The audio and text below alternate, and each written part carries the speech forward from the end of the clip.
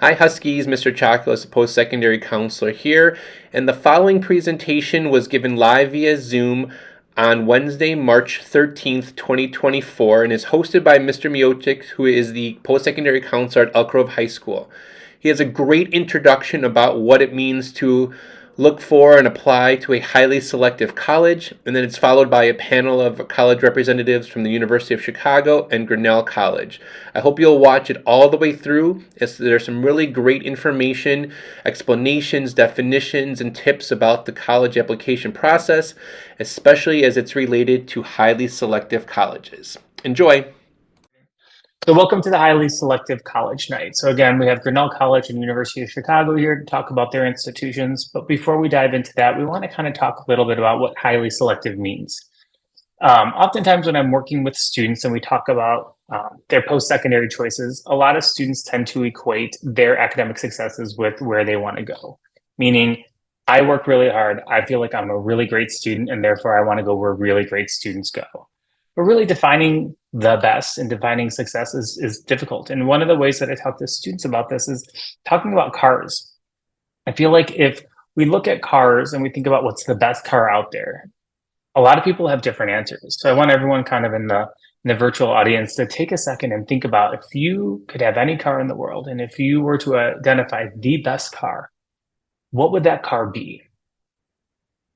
For a lot of students, it's something sporty and fast like an Audi 8. For a lot of students, it's something flashy and cool and new like a Tesla. It could be something that's really functional and provides a lot of space and could be safe in the snow. It could be something that is like that, but more of a luxury vehicle, or it could be something super basic like a Honda Civic. Because the reality is, at some point, all of these cars were listed as a best car on a list. And when we look at cars, we look at our needs. And so as folks car shop, they think about why they need a new car.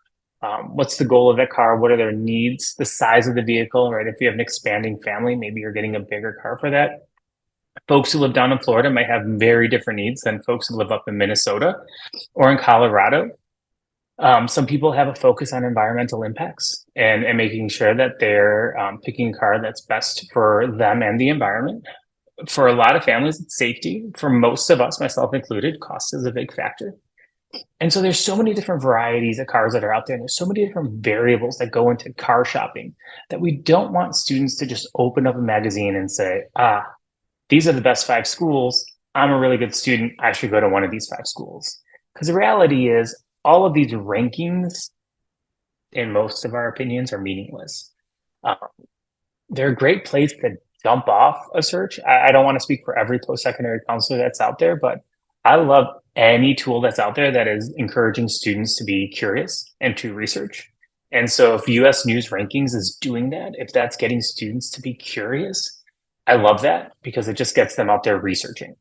But if we are putting all of our eggs in that basket and we're just putting all of our goals and our values in what a magazine says is best, and that defines ourselves, we don't love that. And so we want students to really think about who they are as students, what they need as learners, and what type of environment will encourage them to be the best version of themselves, rather than what a magazine or what other people think is a good school. There's a really famous author out there, which I'm sure that most of you guys don't know of, but in the college and post-secondary world, Frank Burney is a very well-known person. And one of his most popular books is Where You Go Is Not Who You're Going to Be, right? And this one's super important and something really important for our families to consider, because truly and honestly, I do believe that if you take a student who was to be admitted or has the credentials to be admitted at one of these highly selective universities, and you put that student at any college or any university, that student will be successful. These schools tend to bubble up to the top because they tend to attract, high caliber students. But it's not that institution that actually creates that success. It's that student that brings that energy to the school. And so the student is going to be successful no matter where they go. There's actually a study from Georgetown that supported that said what students study is often more important than where they study. So it's not necessarily about where you go, but it's about, what you want to study and what you want to do with that. And over the years, we have found more students focus so much on getting admitted into these places and having that be the definition of success for them that it is really impacting their mental health. And we don't want students to make this be the thing that defines them. It's a part of their life, it's not the rest of their life. And really, we want students to challenge themselves, but we want them to challenge themselves academically and push themselves academically with balance. When I talk to my students, I kind of attribute it to lifting weights. And if I was to walk to the gym right now, it's been years since I've gone. But I'm sure if I walked into a gym, there's somebody probably squatting 250 pounds. And I think maybe in the best shape of my life, I maybe was able to do that.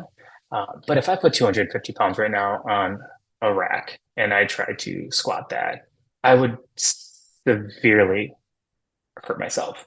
And it's not the place that I want to be, right? The idea of going to the gym and getting stronger is about getting stronger and adding more weight and growing. So as students are picking classes, right? So if you have a freshman or a sophomore that's out there, think about that balance in your life. Because I'll tell you what, I have yet to meet one highly selective institution out there who has told me that if a kid has a 4.4 GPA, they're guaranteed admissions. It's not the case. Your academics and your academic success is obviously one of the main factors that they look for when they're looking at admissions. They want you to be academically ready for the rigor of their campus. But there's so much more that goes into it. And authenticity is one of the most important things, which is these colleges are reviewing students holistically. They're looking at every part of that student, and they want to make sure that that student is a great fit for their campus and that their campus is a great fit for that student. So we're all different, and it's totally okay to be different. As you approach the college search process, if you're a junior, if you're a sophomore, if you're a freshman, be curious, but don't just be curious with the top 20 schools in the region and the top 10 schools in the country. Be curious about all schools. Dig deeper as to what they do, what makes their school different. When students talk about, Northeastern out in Boston, and I mentioned the co-op system and saying, was that what really drew you to Northeastern is that co-op program? And they kind of don't understand what that means. That tells me that they really haven't done their research on what Northeastern means. They probably just looked at a list and said, oh, wow, Northeastern is a good school. Boston seems like a cool city. That seems like a right fit. Think about what those schools offer you. So research, visit, and also be yourself, right? These schools, again, have yet to meet one of them who tells me exactly what they want in a student. Every time I talk to them, I often hear things like, we don't really know what we want until we start reading. And when we start reading and getting to know our students, that's really when we start understanding what our incoming freshman class is going to look like. So there's not a blueprint. A lot of people will ask, what's the trick, right? What's the thing that I need to do? And I would say the trick is authenticity and genuineness. Be yourself. Be passionate about something. Be curious about things. Approach learning with curiosity. If you are that smart kid who sits in class and does really well in the tests and understands the material, but kind of approaches it in this regurgitation system, right? Where the teacher tells me something, I regurgitate it back to them, I get an A on that test, I'm smart, carry on. That just means you're smart, right? But approach learning. And if you're getting that basic stuff, enhance that learning, right? Bring other things and learn because you want to learn. Go to the library, do some research, write about something that you're passionate about. That's what these colleges want to see is who you are and really what you want to be. So things that students should consider. Grades, obviously, we talked about that. That matters. We want you to be in a rigorous environment, but also be successful in that rigor. I don't think I've met another school that has said, I want them to take all AP and it's totally okay that they get all C's in those classes. Do what you need to do. It's like lifting weights to be successful and grow as a learner, but don't put 250 pounds on that bar and try to squat it if you're not ready for that. Build that weight up. SATs is something I can't speak for all schools. A lot of colleges are continuing to be test optional. So please approach it with that optional type of mindset, meaning if you have it and you want to show it, great. If you don't have it or you don't want to show it, that's okay too. But be aware that that's a ebb and flow, right? That's a world that we're just kind of like living in, and we're trying to figure out what next year is going to look like. We can't speak for every college's policies for next year. And so what we have noticed, at least what I've kind of started to see, is kids are not trying as hard on their SAT. And it's one piece of data that colleges can use. And if you can be successful at that data, it's just another piece that's going to help you. And so approach your SAT as a, hey, I'm going to do my best on this test. If I don't do well on it, that's okay, because there's a lot of great universities out there that are not going to need to look at it. But don't approach it as a, it doesn't matter anymore, because you don't know what it's going to look like next year. I've had a lot of students who want to go to the state of Florida and go to a public school and find out that their SAT is actually something that's hurting them because the state of Florida still requires it. Your community matters, but if your teachers or your counselors or anybody in the school are saying things like, hey, this will look good on your college application, and you do it because you think it's going to look good on your college application, in my opinion, it's probably not the most worthwhile use of your time. Community matters, and joining groups and activities matter, but you should want to be a part of that group. You should be excited to be a part of that group, whether it's an athletic group, a extracurricular that is academic, like maybe a music program, theater, anything in your other communities. It could be a spiritual community, something that you're passionate about that you want to be a big member of. That's really where like the focus should be, not on doing 20 things okay, but doing like 3 things really, really well because you enjoy them. Strong relationships with your teachers are great. A lot of times they're going to ask for letters of recommendation, and those academic references will speak on you as a learner, how you approach learning, not how you did in class, but how you learn and how you approach learning. Are you curious? Do you help your peers? Do you enhance learning through discussion? Are you a great writer, right? Think about those relationships with your teachers and what they're going to say, and start to build those positive relationships with your teachers. Your essays are big. Don't overstress them, because your essays are your chance to tell your story about who you are. This is not a trick. This is you being authentic and you talking about yourself. So yes, they're important. No, you should not stress out about them to the point where you're not writing because you're so stressed out. The questions are usually pretty clear, and just respond to them based on what they ask. University of Chicago actually has a lot of really great essay questions, and I always get a kick out of them. Every school has a different personality. We've talked about this. And the only way that I feel like you truly understand personality is through a visit. And so I know that sometimes getting out to those campuses is hard, but I highly recommend students get out there if they can. And so if you are interested in attending Princeton and getting there is a challenge, think about what that's going to mean for you as a learner, right? How are you going to get back and forth on breaks? If getting out there for a visit is that much of a struggle, how is that going to impact your learning? Also, think about when you go, right? So sometimes we'll go over the summer and we might not get a full feel of that campus because maybe the campus is in inaction. So kind of go in there with a critical mindset, right? So sometimes we go and we visit and the campus kind of feels empty and hollow, and that could be because the students are not in session. So all those things are important. Other things to think about when you are looking at schools. Some schools will require an interview, or they may invite you into an interview. Sometimes this is with an admissions person, but oftentimes it's with an alumni. They'll meet with you. It's usually very casual, sometimes over Zoom, and you'll just kind of talk about who you are and what made you interested in that university, what you want to study, your future goals and passions and things like that. So could include that, not always. And demonstrated interest, like we said with visiting, right? Colleges want to make sure that you are genuinely interested in their university and that you're not just opening up a piece of paper or a magazine saying, seems like a smart school. I'm a smart kid. This is where I want to go. And then again, when colleges are reviewing you for admissions, they oftentimes are reviewing you through the context of your community and your school. So they're going to look and see, what does Prospect High School offer? What does Elk Grove offer? What does Hersey offer? And they're going to say, what did you take? So, there's not like a blueprint, like I said, and there's not a 4 + 4 = 8 equation to get into these schools. But thinking about, what opportunities does your school provide, and are you taking advantage of those opportunities?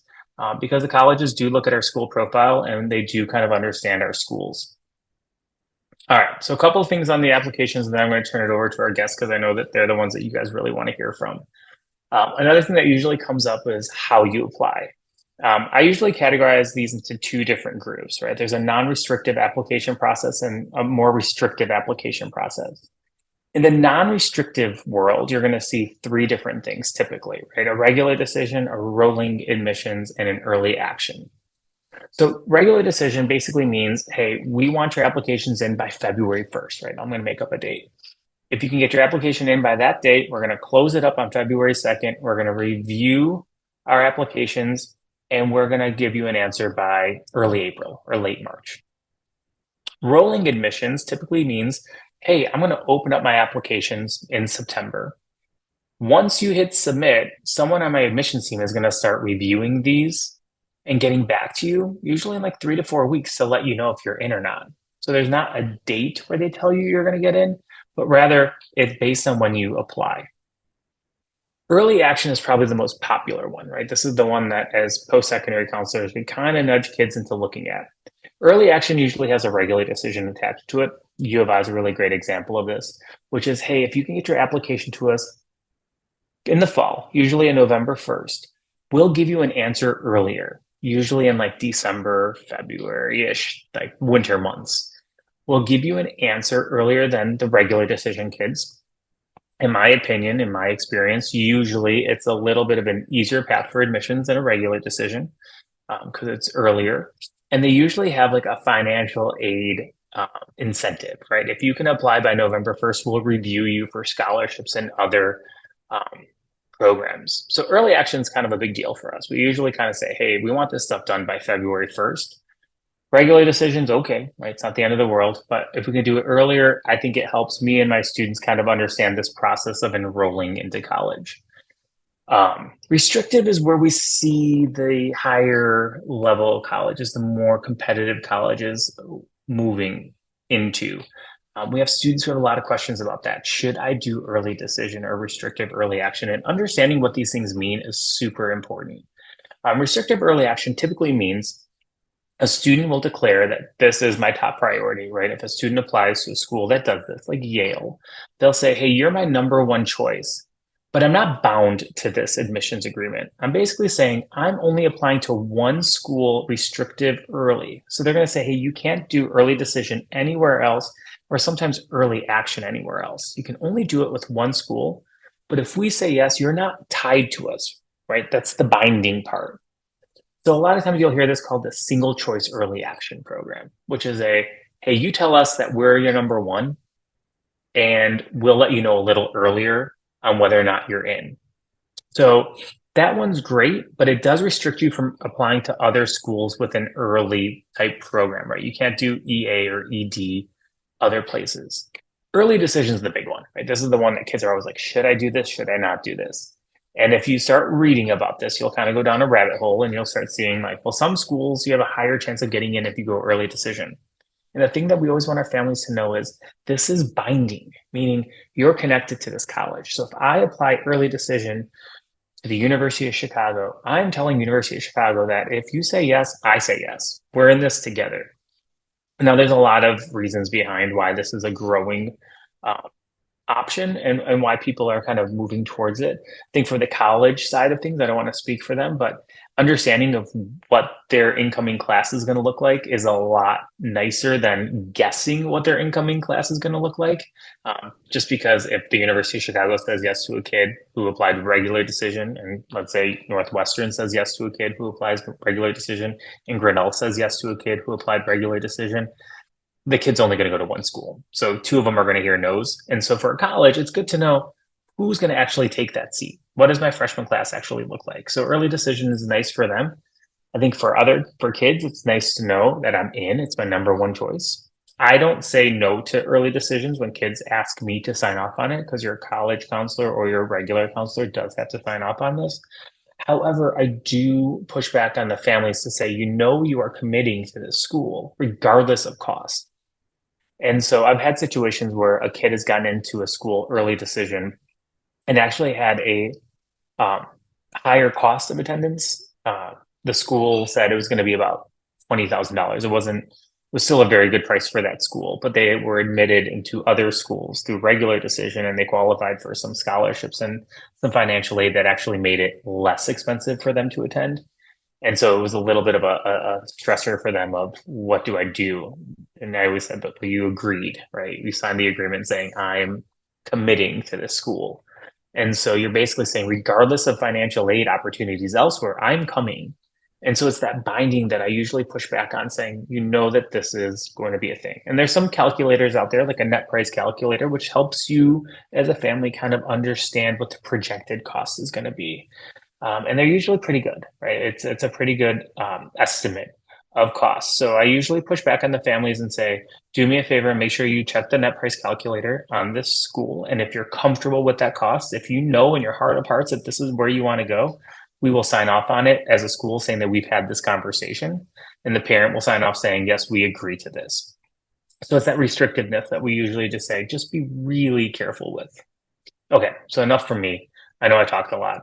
I'm going to post a Google link in the chat. If you do have questions for any of our guest speakers, pop it into that chat, and I will go ahead at the end of this and facilitate the conversation.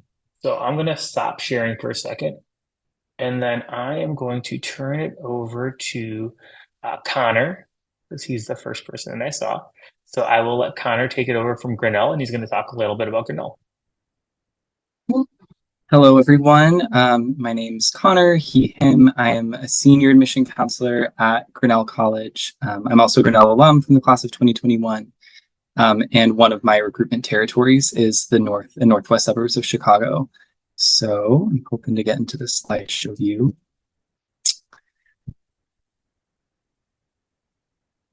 Okay, here we go. But in case you're not familiar with us, Grinnell is a small liberal arts college, about 1,700 students, located in the town of Grinnell, Iowa, which is a small town of about 10,000 people, located just about 4 hours west of Chicago, just off of I-80. So we are a highly selective small liberal arts college, so we share a lot of our key benefits with a lot of our peers, including things like small class sizes and lots of access to research and study abroad. And I'm definitely happy to talk about all of those things like in the Q&A, or if you want to reach out to me individually. But three of our most distinctive factors are our diversity, our individually advised curriculum, and our generous financial aid. So we're known for being a very diverse small college, especially on the international side. About 1 in 5 of our students are international students, and they come from over 80 different countries around the world. And that puts us in the top 10 most international college campuses in the country. Beyond our global diversity, about 1 in 4 of our students are domestic students of color, about 1 in 6 are Pell eligible, about 1 in 6 to 1 in 7 are first generation college students, and we have students from all 50 states on campus. Illinois is actually consistently the #1 state that sends us students, but we get students from all over the country and all around the world. So I think that a lot of students who are seeking out Grinnell are really interested in that global community and the opportunity to learn from people with all sorts of different perspectives. The individually advised curriculum is the second really distinctive factor about Grinnell, and there are 2 big things that are encompassed within us having an individually advised curriculum. On the one hand, that basically means we have an open curriculum, so there's only 1 required class for students outside of their major, which is a writing class. They take their very first semester at Grinnell, called the first year tutorial. The first year tutorial, it's meant to be an academic orientation to Grinnell, where students are learning how to write and present and discuss in a classroom setting at the level we expect at Grinnell, where they also get exposed to all the resources that can help them succeed at that high level. But professors teach tutorials on all sorts of different subjects, whether that's something like the literature of Iowa or Beyonce's Lemonade or Discovering Joy. There are all sorts of different topics, so students can find something that they're interested in. But beyond that 1 class, the curriculum is wide open for students to take basically whatever they're interested in. They do have to complete a major to graduate, which is usually about 1 class a semester, but they can even design their own major if they want to do that. And they have to take, on average, about 4 classes a semester to graduate on time. And so because of that, I think the individually advised curriculum is a really good fit for students on 2 ends of a spectrum. On the one end, there are students who have a very particular idea of what they want to study in college and what they don't want to study in college. And they're really excited about the fact that they just get to dive right into their interests, and they don't have to take a lot of general education classes that don't really interest them. We are a liberal arts college, so our goal is to educate students really broadly and to push students to think in new and different ways. So you're going to have to take classes outside of your comfort zone, but we're going to work with you on an individual level to figure out what those classes mean for you, rather than prescribing you a list of those classes. But it's also a really good fit for students who don't really know what they want to study in college, right? Especially students who have a wide range of academic interests and don't know how to narrow that down to just one or two things. We don't require students to declare a major until the second semester of their second year. And really, you can spend your whole first year and a half just exploring widely without missing out on a lot of the meaningful kind of capstone college experiences, like studying abroad or doing advanced research, or even just graduating on time.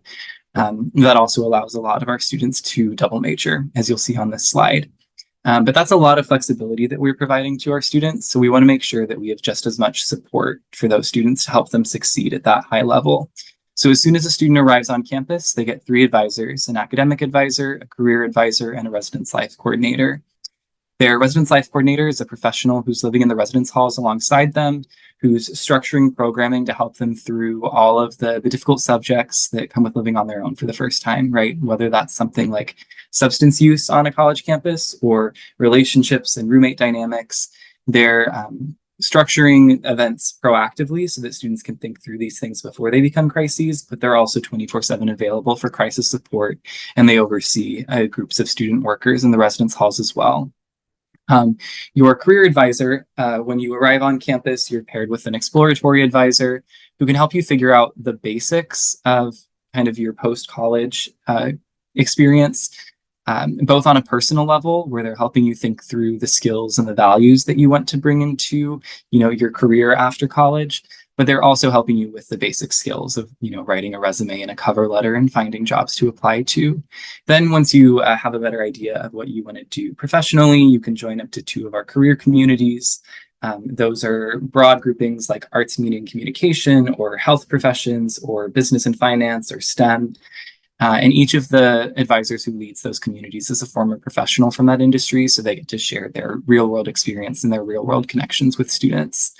And then lastly, your academic advisor. Your first academic advisor at Grinnell is your tutorial professor. So I think that works out really well for students, because that means the person who's helping them figure out what a liberal arts education means for them is someone who knows them well in the classroom setting, right? They know what excites that student, what challenges that student, what that student's really good at, and they can guide that student through the curriculum more intentionally than they might navigate it themselves. But then once you declare a major or a concentration, you declare with a professor from that department, and they become your new advisor. So for every major or concentration you have, you gain an advisor, basically. And they help students finish out the major that they're in. They help them do advanced research. They help them think through how they'll apply what they're learning in the classroom to a career after Grinnell as well. So I think another thing that I always hear from students that really draws them to Grinnell is this access to professors, all of this support that is focused on students. I think that is one big perk of us being an undergraduate only institution and also a teaching focused institution, is the really immediate availability of support resources like this. But then our last big thing is our financial aid. So we are known for having some of the most generous financial aid policies in the country. We're need blind for all US citizens and permanent residents. So I don't get any information about what a student's family can pay when they are applying to college. We also meet full need without loans for all of our admitted students. More and more colleges across the country are doing that right now. But I believe we're one of around 10 that is need blind and meets full need without any loans. So our goal is that students can graduate from Grinnell either debt-free or at least with much less debt than they would at a peer school. We're also the highest ranked school to offer substantial merit aid to our admitted students. So fewer than 10% of students on Grinnell's campus are paying the full cost of attendance. It looks like I have a little bit of time, so I'm also just going to talk about campus life really quick. I think our rural location is one thing that is often kind of concerning to students, especially students from big urban areas like Chicago, like the Chicago area. But I think it comes with a lot of distinct benefits. For one thing, I think it allows our community to be very tight-knit. You know, you don't have students escaping into a city on the evening or on weekends. Instead, they're just really committed to what's happening on campus. It also means that pretty much every event that happens on campus is free and they're within walking distance of your dorm room. So it makes it really accessible. It makes campus life really lively. And I think one thing that we try to have pervade kind of all of our extracurricular involvement at Grinnell is we want to encourage students to try things out, even if it's something that they don't have experience doing or that they don't think they'll be very good at, because we just think it's worthwhile for you to try doing those activities. So you can walk on to any of our sports teams on campus. Every student gets free music lessons included in the cost of tuition. Every theater production and every musical ensemble is open to students regardless of major.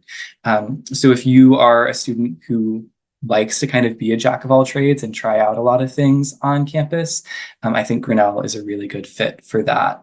And I guess the last thing I'll say about our community is that it's also a very intentional community. You know, we're out in rural Iowa, so people don't find us on accident. But I think that students tend to be really drawn to our values and they tend to share a lot of those values. Grinnell's 3 core values as an institution are academic excellence, social justice, and a diverse community. And I think those really resonate with students. So if you are a student who really, really loves learning for learning's sake, if you want to get your college degree and then go out and use it to make the world a better place, if you're not interested in competing with your peers, but you're really excited about the idea of collaborating with them, those are all things that I think really resonate with Grinnell students and are a big part of why they find meaning in our community. So I have more slides, but I want to cut myself off at 10 minutes. So if you have more questions, feel free to reach out and just let me know. Thank you so much. So I just realized that Zoom has kind of reset itself. That's why even the chat thing was a little, or the unmuting yourself was off. So there's not a chat. So what I'm going to do really quick is I'm going to just quickly take the screen back, if that's okay, before Marseille, I turn it over to you. And I'm going to give you guys a chance. So here's a QR code. I should probably test this out before I post it. If you want to scan that, this will, let's just double check, great, give you a chance to ask questions. If you want to have that open, if everyone just wants to take a quick shot of that. I know it's not a link. I know we might be in this state of hating QR codes. I've been at some restaurants where people get pretty upset when they see a QR code. You might be on your device, so it's hard to take that picture. So if you want to email me, I'm just going to read off my email really quick. It's going to be, you can go to the Elk Grove website and find Anthony.Miocic at D214.org. So that's ANTHONY.MIOCIC at D214.org. Or if you go to the Elk Grove website, you'll find my email in the Postsecondary College and Career Center. You can email me. So if you're on your device right now and it's hard for you to take a shot of that QR code, please feel free to open up another screen, go to the Elk Grove website, find my email, and you can send me an email with your question. And at the end of this, we'll kind of facilitate some of those questions. So I'll leave this up for another 2 seconds, and then I am going to turn it over to Marseille and allow her to share. So I apologize for the non-chat feature. That is my error.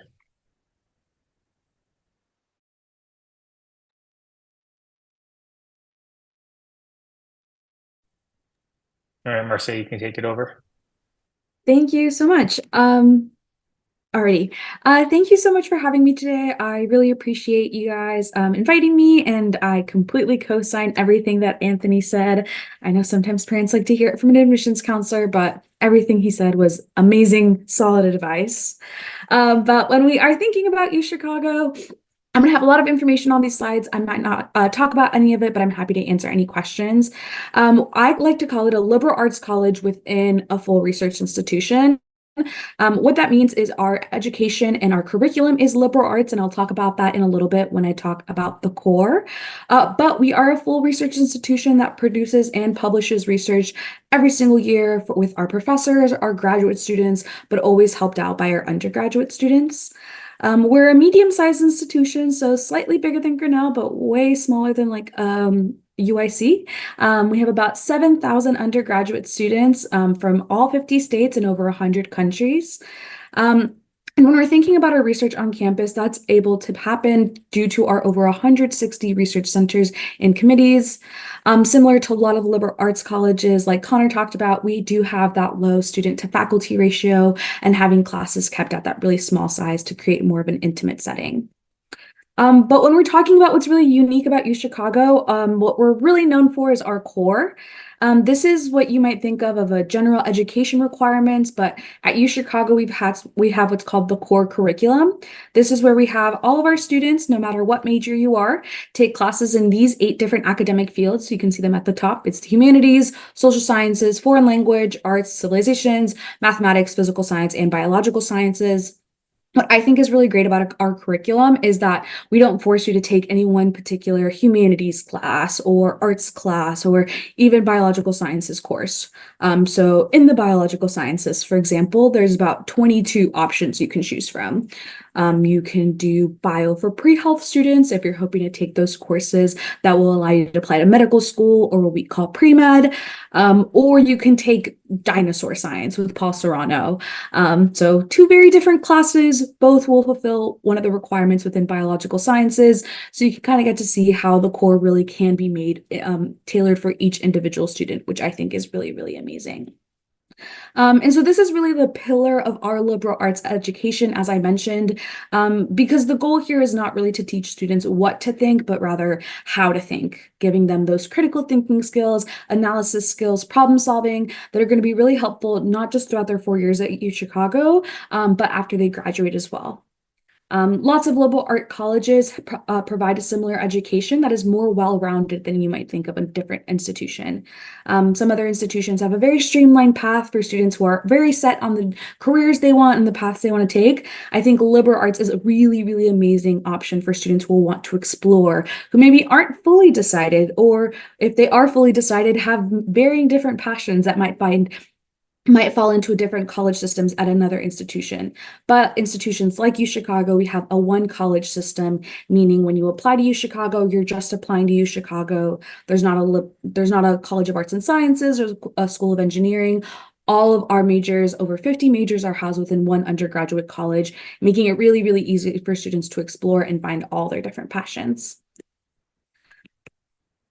The other thing that I think is amazingly unique and amazingly helpful for our students is our Career Advancement Center.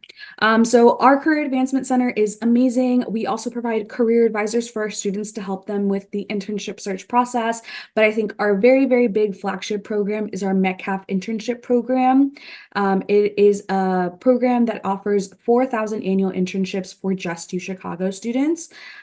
These are internships in any sector, that be business, healthcare, journalism, arts, education, et cetera, et cetera. And they are also fully funded internships. So we are making sure that there are no barriers to professional development, really ensuring that all of our students are able to participate in these activities. And they are also in any place. So if students are hoping to go back home for the summer, stay in the Chicagoland area, if they're hoping to go abroad, those are all opportunities through our Metcalf Internship Program, which I think is really amazing. Additionally, we are super, super proud to announce that for our class of 2023, we actually had a 99% job placement at the time of graduation. So those stats are usually taken about 6 months after or a year after. For our class of 2023, we had a 99% placement by the time they walked graduation stage in June. So parents, if you are sighing a relief, I can understand you. My parents were also very stressed for me when I was going to graduate, but I think our career support is absolutely amazing. And part of that is that it is lifelong support. So if you graduate UChicago, you have a career all lined up, 20 years down the line, you decide, I want to do something completely different now, you can actually go back and have our career advisors help you with that as well. So I think it's amazing that we have so much support for our students because, you know, the job search process can be very, very intimidating, especially 18 years old, stepping onto a campus for the first time, being expected to find an internship on your own. So I think our Office of Career Advancement does an amazing opportunity in giving the students all the tools that they need. Thinking a little bit about student life, I think the last thing I want to talk about, our particular uniqueness, is our residential house system. This is really great. We liken it a little bit to Hogwarts. That's because we have 48 houses within our 7 residential halls. And a house is an actual physical space, usually housing anywhere from 60 to 100 students that will all share a kitchen area, a lounge area, a study space. So they're great places for students to congregate, get to know each other. They're also fantastic communities to really get to know the people around you and also the city. That's because we have something called O Week or Orientation Week, which is very prized tradition on campus. It's actually the picture you're seeing on the screen there. Basically, the week before first week of classes, it's a week where every single student is on campus and there's a ton of fun programming, first years running around, getting to know each other. But something that each house does is they will take their students into the city for dinner or lunch, buy you amazing food, but also show you how to use the public transportation system in Chicago. Many of you and your students might be familiar with it. This is really, really great for students who maybe don't feel comfortable navigating a city, maybe have never spent extended time in an urban city with public transportation. I know when I got here, I had no idea what a bus worked. I was completely from a city that was all driving. So it was really, really great to know that I didn't have to learn these things on my own. And I think that's really what the residential house system kind of embodies in U Chicago, is the idea that there's always someone to lean on. I think you hear a lot in high school that like no one's going to hold your hand in college, but I think institutions and communities like U Chicago really provide great support systems for students, whether it's in the residential house system, whether it's your career advisors, your academic advisors. I think something that's really amazing about our house system, it's that it's all 4 years, all majors, all different parts of the world, all different walks of life. So students really, really get to know people that they might have never ever met, but also have that unofficial mentorship in place just by virtue of being from different areas and having different learning experiences, which I think is really amazing. And when we are talking about our financial aid, which I think is always important to talk about, we are extremely, sorry about that. We are extremely proud to be able to provide 100% of demonstrated financial need for all students who apply for aid and are admitted. There's a transition in this slide that doesn't want to stop. Let's hope it stays there. Sorry about that. As I mentioned, 100% of demonstrated financial need, that's going to keep moving. So I'll just say my information. If anyone wants me to go back to the slide, I definitely can. But what that means in practice is if your family makes under $125,000 a year with typical assets, you're going to be looking at free tuition. Under $60,000 a year with typical assets, you're going to be looking at free college. So that's free tuition, room, board, all fees included. Anywhere in between or above doesn't mean you're not getting anything. In fact, about 60% of our students are on financial aid. So I'm again going to shout out that net price calculator. I think it is a fantastic tool for families to use no matter what institution you are applying to. It is federally mandated, so every single institution that you are applying to in the US must have it on their website. They gave fairly good estimates on the type of financial aid package that you're going to be looking for, and especially if you're thinking about those early decisions round, it's going to be really important to take into account your financials. And I think they're great conversations to have even before you start applying to college, because I can tell you from experience, those conversations can get a little bit awkward once you start closing closer to when deadlines are, and not realizing some things might not be affordable once you get there. So I always encourage families to have those conversations as soon as they can. Let me go back to make sure I didn't miss anything. Oh, yes, our automatic merit aid scholarships, I think, is a fantastic opportunity. Anthony was mentioning different schools have different timelines for our scholarships. What we do is basically your application for admissions also is your application for merit aid. So as we are reviewing your application, we'll also consider you for any merit aid that you might be eligible for. So some off the top of my head, our first Phoenix scholarship, if you're a first generation student, that's an automatic $20,000 scholarship. Our National Police and Fire, if you're the child of a police or firefighter, that's up to full tuition. We have a couple more on our website, but again, completely automatic, so there's nothing to worry about there. I think that's my time. I'm not quite sure. I put my email there if you have any questions, but also some other emails that might be helpful. Thank you so much. And let's go to the questions. So we have 4 questions that came through. So I'm going to just put up the QR code again because more questions maybe came up during that presentation, and thank you both so much for doing that. Just as a quick reminder, that chat feature, I've just been chatting with one of the other post-secondary counselors.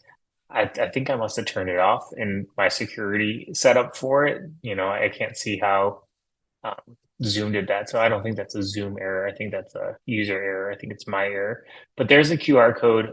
So if you do have questions, I know some have come through, so I'll jump to those really quick. I just want to make sure that I give other folks a chance to do that. Okay, so all right, so the QR code's there. I'm going to jump into the questions. All right, so questions.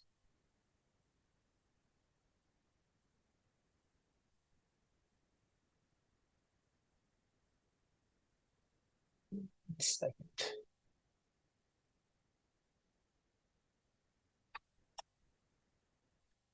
Okay. So one of the questions was about making a good passion project and how relevant that passion project is for a college application. So I think this was driven or geared more towards University of Chicago, but I think it'd be good to kind of hear from both of you guys. Definitely. So we have been hearing a lot about this idea of like a passion project and needing to have one by a certain time. I can assure everyone a passion project is not anything that we are requiring nor looking for.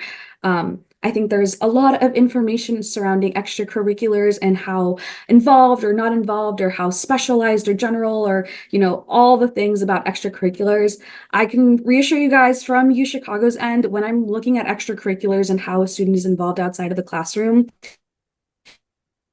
I am really just looking at how did they spend their time outside of the classroom? What did they spend time doing, and the ways they engage with their community? Like Anthony mentioned, you shouldn't just be doing things because they look good on a college. My own personal spiel is that your resume changes every 2 years. What I had 4 years ago is nothing that I have now. But still spent the time, the memories, all the emotion and effort doing that activity, and now no one sees it on my resume.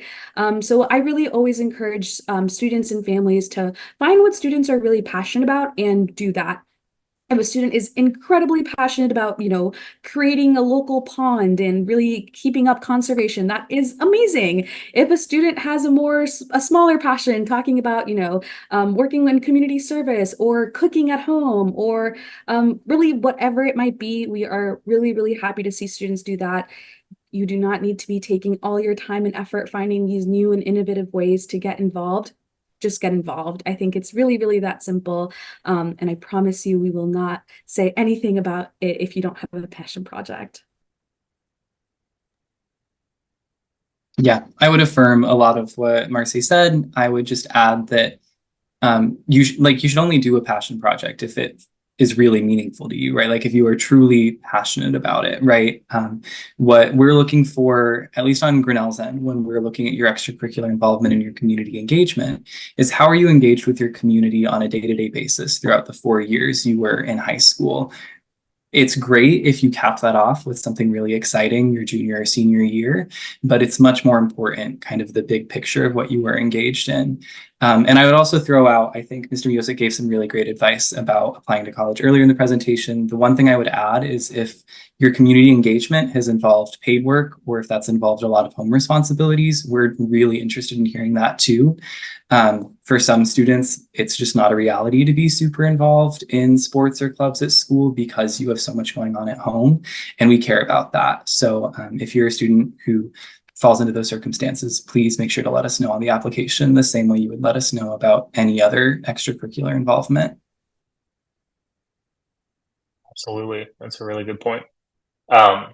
One of the things that has come up a couple of times, right? And so I won't ask each question exactly as it's written, kind of falls into the SAT and GPA.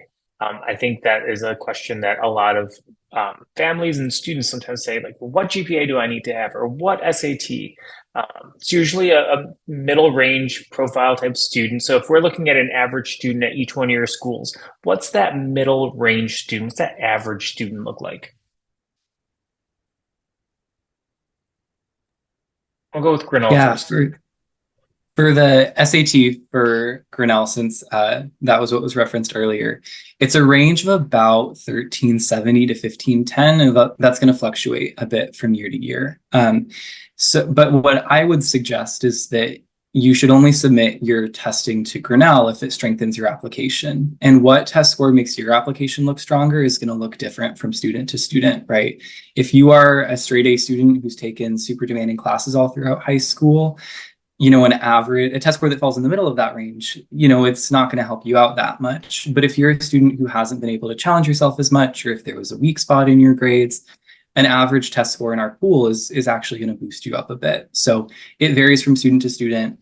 But that's the metric I would use, is does this make me look stronger than the rest of my application does, rather than what is the average test score for this school. U Chicago practices what's called a no harm test optional policy. So this is actually something that we're rolling out for the next application cycle that we're really proud of. Basically what that means is you can feel free to submit your testing, and if we feel that it would harm you in your application, we won't consider it. So we'll pretend that you never even submitted it and we never even saw it. I think this can be really great. We've been seeing that a lot of students with really competitive scores have been feeling like they shouldn't submit it based on our very, very skewed 50%. We've been test optional since 2018, so you can imagine all those students pulling out kind of keeps pushing it further up. So now what we really like to talk about is our full range. So our full range for the SAT of admitted students is anywhere from a 1080 to a 1600, and for the ACT is anywhere from a 21 to a 36. So as Grinnell mentioned, we are practicing what's called the contextual review process. So we're really not focused on what one score looks like for the whole pool. We could probably fill an entire freshman class with students who got a 1600 or 36, and that's not really what we're looking for. We're looking students with diverse perspectives, different interests, different learning capabilities that they're bringing onto our campus. So I think it's really important to look at that contextual review process, and I think that's something similar, at least for Chicago, with our GPA. I will be honest, I don't really focus on the number of the GPA, like 4 point whatever. In my territory alone, I have like a 4-point scale, 6-point, 100-point. One of my schools uses HVP as their signifiers, and I don't really know what that means. But that's okay, because like Anthony mentioned, what your counselor will do is send a school profile or a secondary school report, and that really gives us the context, which is really, really important when we're looking not only at SAT, but also your transcript. Yeah, it's always tricky, and that's what's hard. And remember, the thing to think about with these two schools and all of these schools is you don't have to do anything. You don't have to be anything besides yourself. And so what I always tell our students is just work as hard as you can in your classes. Try as hard as you can on these tests. Put forth a really good effort. And however those pieces lay, they'll lay. But you can spend 4 years working for that 4.6 GPA. You can take every AP class that's there. And for some reason, you might not get into these schools. And again, that does not define your success. So we're not working towards a target, right? We're not working towards a goal. When I used to coach athletics, I used to always say it's those little goals that we're working towards, right? It's showing up on time. It's working hard at practice. We're not really worried about winning a game. If we can win all of these little things, the winning in the games will come. And so that's how we should approach school: is show up on time, work hard, be curious, ask really critical questions. These are all great ways to approach learning, and all of these things will fall into place. But if you get a 1470 instead of a 1410, none of these schools are going to look and say, well, this kid got a 1470, so they're in because you got a 1410. There's so many pieces that come into it. So let's go back to these questions, because I can talk about this all day. One of the questions, and I think this one is important, we do talk about residential colleges. And I think, when you're a high school student, that might not make sense. So let's talk a little bit more about, as a student, am I required to live on campus? And if so, how long? And what does that mean? Because I think some of these students are thinking, hey, can I commute here, or can I live off campus and go? Is that an option at your schools? So U Chicago is a residential college campus. What that means is we expect our students to live on campus for the first 2 years that they are a student with us. They have the option to move off afterwards, but they are guaranteed housing all 4 years. For us, a residential college is really, really an important part of student life. Hyde Park obviously is in the city of Chicago, so there's lots of things to do and places to see. But having a residential college system for us makes it really, really important a way to bring community together, to bring the campus together. We are not so small, but we're also not so big that we can't meet people around us all the time. And I think that's really where a residential college system thrives, is that community aspect, and really building that like foundation as you move on through your time at U Chicago. That is definitely something that is for some students and not for others. There are many, many different options with commuter, hybrids, but U Chicago is one where we like to have our students on campus, around campus to really build that community. That's all 4 years, right? First 2 years required and then all 4 years guaranteed. So depending on the student's desires. Got it. So junior year, if you wanted to live in an apartment in Hyde Park off campus, you're allowed to. Yes. Great. And what about Grinnell?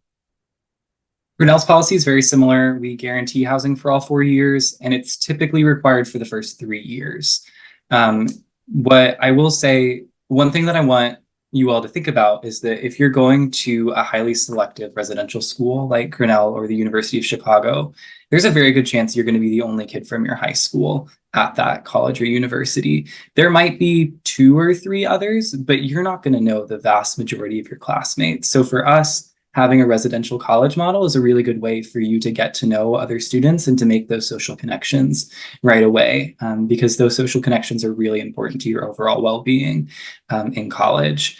I'll just a little bit more about housing at Grinnell. Your first year when you move in, you're pretty much going to live in a traditional college double, with kind of 2 beds, 2 dressers, 2 desks, and a bathroom out in the hallway.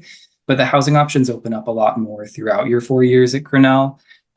Starting your second year, you choose the room that you live in.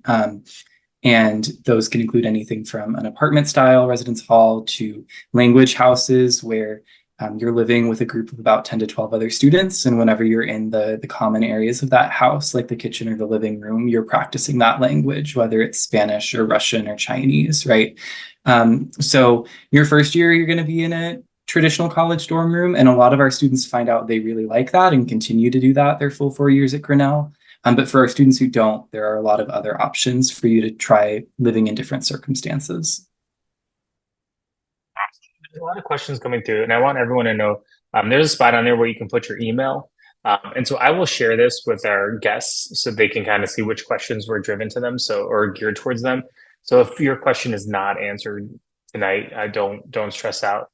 One of the things that kind of came up a couple of times, and I kind of want to talk about this, is the financial aid piece. There's a lot of questions of, are you looking at gross income, net income, pre-deduction, post-deduction? Most highly selectives, like these schools, won't rely solely on a FAFSA. So the FAFSA is pretty basic in nature, right? This whole simplification, as they say, has made it easier. And in my experience, I've had families qualify for more money doing a FAFSA. Let's say a family has a business and loses money every year, but they have a business and they don't put that on their FAFSA and they don't catch it. So some colleges will say, well, your student aid index is quite low, right? You don't have a lot of money. But these schools will also require you to submit supplemental financial aid forms, usually something called a CSS profile or their own financial aid form, which will do a deeper dive in your financial situation. And so there's not a calculation out there. There's not like a magic number. The answer is you just you submit all your documents and they'll figure it out on their end. Because colleges are kind of like the federal government, right? There's different branches. There's the admissions office, which these folks are from. There's the academics world, which is kind of where you get your advising when you're working with your professors. And then there's the financial aid office. And they do kind of work independently. And that's why that phrase need blind is so important, because they're not saying yes or no based on your ability to pay. They're solely basing this on who you are as a student. That's separate, the paying part. So one of the questions was, for a middle-class family and we can't do ED, what do you recommend? That's not true. If you're a middle-class family you can do ED, that net price calculator is your indication or your projection of what that cost is going to be. So start with that net price calculator. Go to Google, type in whatever college you're thinking of. As Marseille said, it's federally mandated, so every school has to have this. So put in the University of Iowa net price calculator, and it's going to take you through a series of questions that you and your family can answer.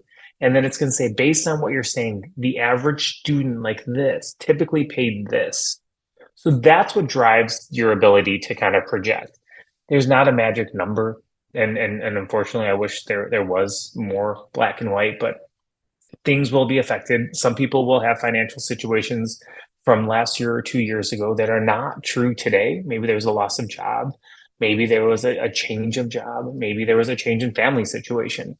And so financial aid offices will also work with you on those types of things. So it's not 100% black and white. So don't stress out about that. But the last question that we'll talk about, and then we'll end it so we can give our guests a chance to get to their lives, is about research. And I love when kids ask about research. I think research is great. So if I'm a student, right, and I'm coming to your institution and I'm interested in research, how do I go through that process? And what are those steps that I would take to kind of get access to that?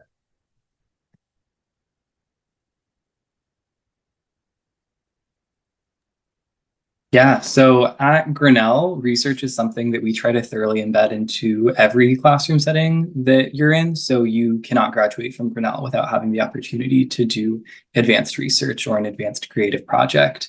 I think the best example of a class like that is our intro bio class, which we teach as a very skill-based intro bio class rather than a content-based intro bio class. So it's very narrowly focused on that professor's specialty, whether that is how plants react to wildfires or how cells reproduce, or certain neurological processes in the brain that are too complicated for me to understand. But throughout that class, you're spending 2 out of the 3 days a week in the lab doing research, and your final assessment for that class is doing original research related to that professor's area of research. So even as a first year introductory student at Grinnell, you're getting to see what the research process is like at a graduate level. That in-class research gets more and more advanced as you go throughout your years at Grinnell. And if you're interested in research outside the classroom, a little over half of our students complete what we call a mentored advanced project, or a MAP. So that's kind of Grinnell's version of a capstone research project or creative project.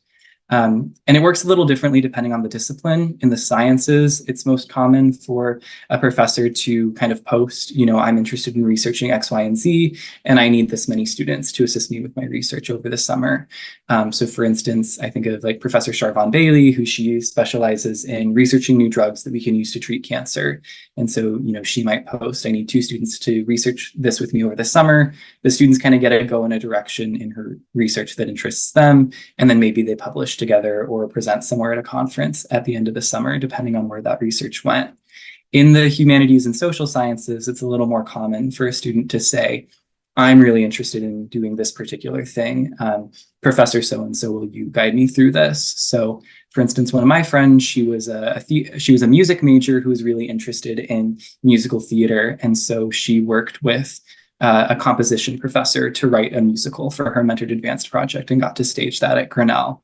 So research can look like a lot of really different things at Grinnell, but if it's something that you're really interested in, it's really easy to get connected with those opportunities, especially if you go into your meetings with your advisor and say, hey, like I really, really want to do research. What are classes that would help me do that? Or who are professors who might be, especially excited about mentoring me through an individual research project?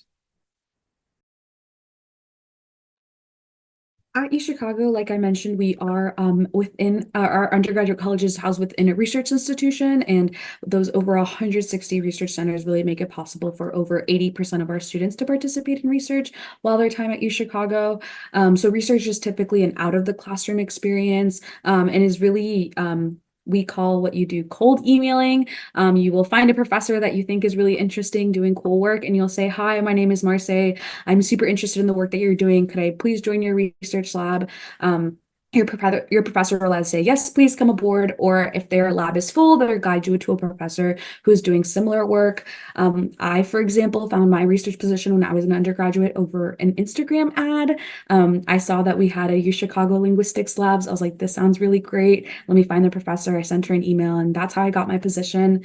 And it is also research in any single field. So I mentioned I did linguistics research. There is neuroscience research, psychology, medical research at our U Chicago Medicine Hospital, law, economics, et cetera, et cetera, et cetera. So many different opportunities that students can get involved in.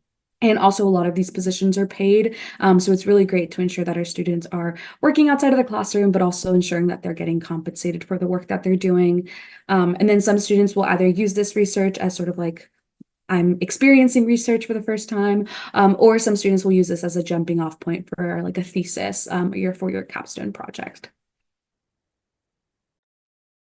Awesome. I love research, and I love when kids ask about research because I think it's such an important question. And so what we're going to do in this conclusion is talk about what's next, right? So we had a chance to hear from two great institutions. My ask and my goal for everyone is to go out and research other schools that kind of have similar vibes or may meet your needs. If these are those schools, visit those campuses. If you go on their websites, they usually have daily visits, Monday through Friday, usually 2 sessions a day, where you will meet with an admissions advisor. They'll do a big presentation like this. We can ask some personal questions and in-person questions. You can get a tour of the campus, and you can kind of really feel that vibe of that campus. So go out and research, visit if you can.